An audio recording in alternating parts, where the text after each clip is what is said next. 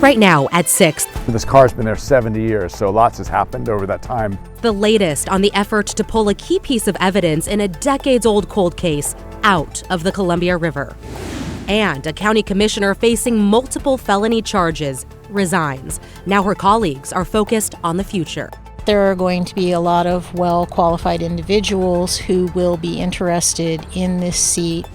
Plus, police crack down on a North Portland corner store they say turned a neighborhood park into a magnet for crime. We will not tolerate this type of behavior so close to our hospitals, churches, and children.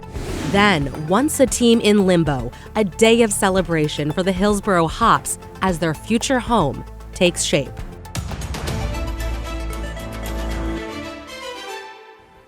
Thanks for joining us here at 6. I'm Christine Pitawanich. After 2 days, a crane has pulled a portion of a car out of the Columbia River that may be linked to a 1958 cold case. Investigators believe the car belonged to a Portland family who went missing on a trip to the gorge. Our Celine Stevens has been following this story in Cascade Locks. Celine, what's the latest here? Christine, the Hood River County Sheriff's Office confirmed that the chassis to that car was pulled out of the river using that crane just as divers were starting to run out of time. Now, this is all a big deal as the engine came with it, which has numbers on it that could identify whether this car truly belongs to the Martin family or not, who went missing back in 1958. And although the engine was in good condition, Sheriff Matt English says the rest of the car is not. English described it as crumbled, and they currently cannot even tell if the rest of the car is down there or not, and say whatever is left is full of rocks and buried. He says there's been no information on human remains. He also says investigators are hopeful that they can make a positive identification of the vehicle, but say there's currently no set plans to return and try and dig up the remainder of what may be left. There's a probability that we may never know what exactly happened. And this may be as far as we can get because it's really unclear what's left in there. And again, I think with all of these floods that have gone through this and all of the rocks and all of the debris, it could have washed everything away. English said that they were able to put the chassis on a tow truck and hope to begin processing that evidence tonight. They say they don't have any plans to return tomorrow and continue digging for what's left, as it could take weeks of excavating to determine that. Christine? Yeah, it'll be interesting to see exactly what they find out. Thank you so much, Celine. In your headlines, Vancouver police are looking for the person who shot and seriously injured a man this morning in a homeless encampment. It happened just before 7 a.m. in a wooded area off the Burnt Bridge Creek Trail near Northeast Andreessen and 18th. The man who was shot is in the hospital with life-threatening injuries. Police used a drone and a canine to search the area but could not find the shooter. They have not released a suspect description. And a Beaverton man is facing public indecency charges after investigators say he exposed himself to children on a school bus last month.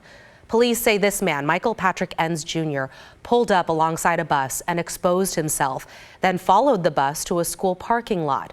Students took photos of his pickup and license plate, then sent them to police. Enns was arrested last week and indicted by a grand jury. Police think he might have been involved in other incidents as well. Also in Beaverton, police are looking for a man who they say burglarized a home days after it was the center of a homicide investigation.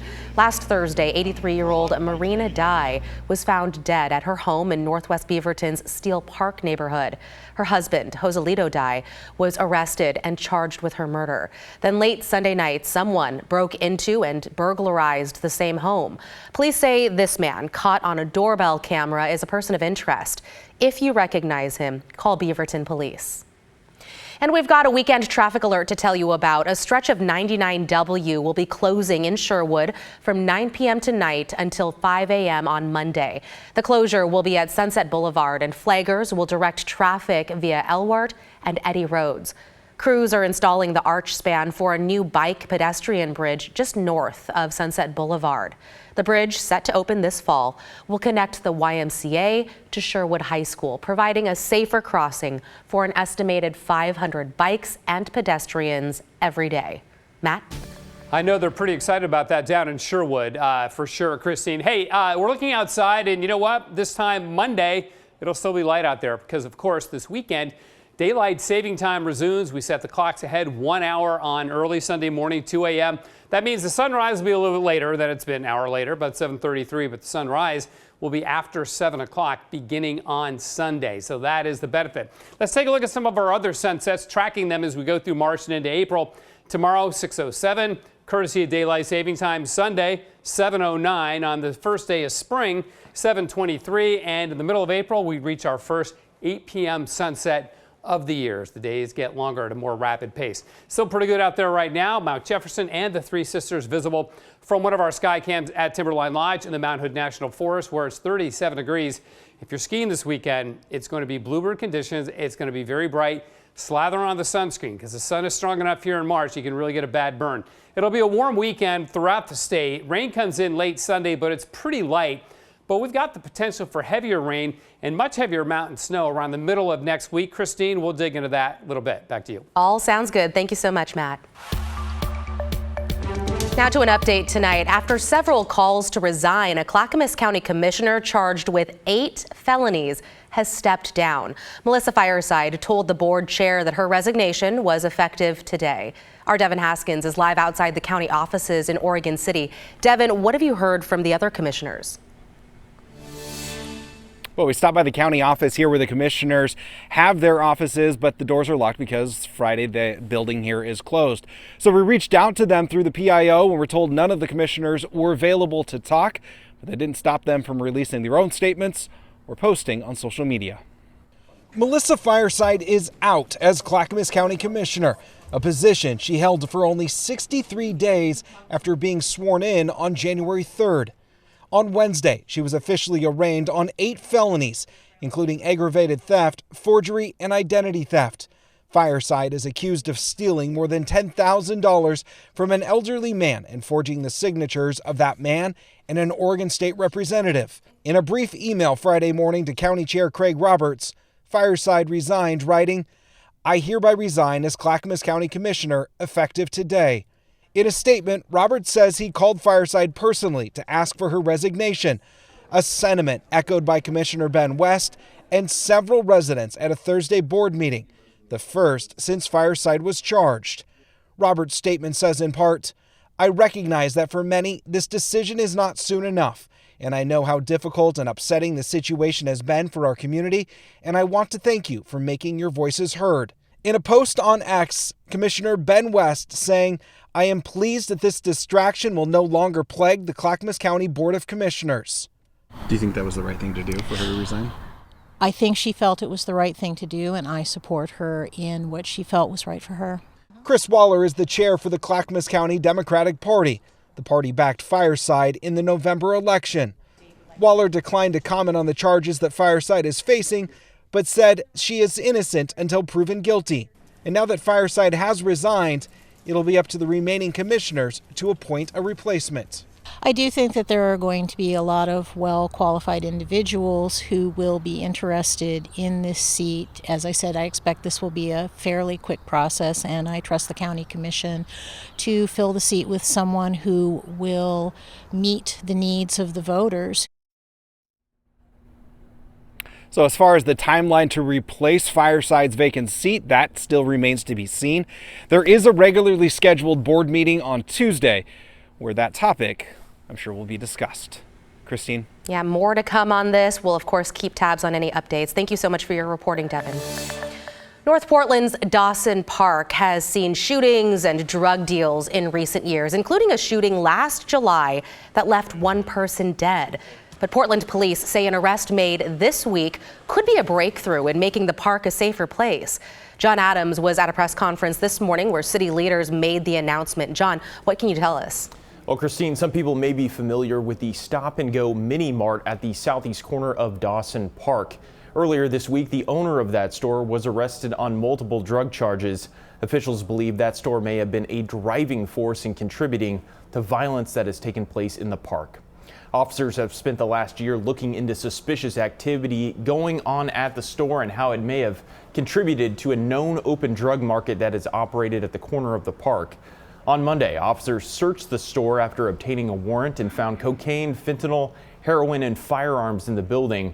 Store owner, 43-year-old Donald Sharma, has been arrested and charged with multiple felonies for drug possession and distribution. James Posey, an Elliott neighborhood resident of 40-plus years and NAACP chapter president, says the store has long been a contributing factor to problems in the park. Gambling, alcohol, all of the things that kill a community, kill the body. It was never intended to be a real store. It's always been a cover, pretty much, for all kind of illicit behavior. Portland police detectives were not able to share exactly how activity at the store may have been connected to the open-air drug market and shootings in the park, citing its ongoing investigation. But residents hope this arrest will be a turning point in making the park a safer place. Sharma is out of jail after posting bail earlier this week. Christine. John Adams reporting. Thank you for looking into this, John. Coming up tonight in a Dateline exclusive, Idaho mother and convicted killer Lori Vallow Daybell sits down for her first ever TV interview. From prison, she talks about the murders of her 2 children and explains why she believes she and her husband, Chad Daybell, will be cleared of their crimes.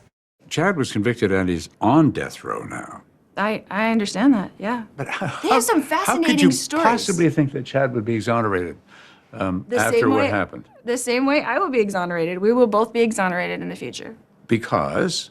I have seen things in the future that Jesus showed me when I was in heaven. And we were not in jail. And we were not in prison. And they were still in the future from now. You can hear much more of that interview in a special 2-hour edition of Dateline airing tonight at 9 p.m. right here on KGW. Coming up, a former Army soldier living in Oregon accused of espionage. The details on the alleged conspiracy to sell military secrets to China, and how Oregon's Attorney General is trying to put the brakes on the Trump administration's mass firing of federal workers. Stay with us. Hey, I'm Blair Best. Tonight on The Story, a small-town school district in Washington takes on the state. The district says if a student comes out as transgender, they're going to tell their parents. Don't hide things from families. It's their children, not mine. But activists in La Center say the district is putting their kids in danger. If there is a trans child who has not come out to their family, there is a reason. The state says change the policy. The superintendent says he's standing firm. Watch The Story tonight, live at 6:30 on KGW, or anytime on our TV app, KGW+.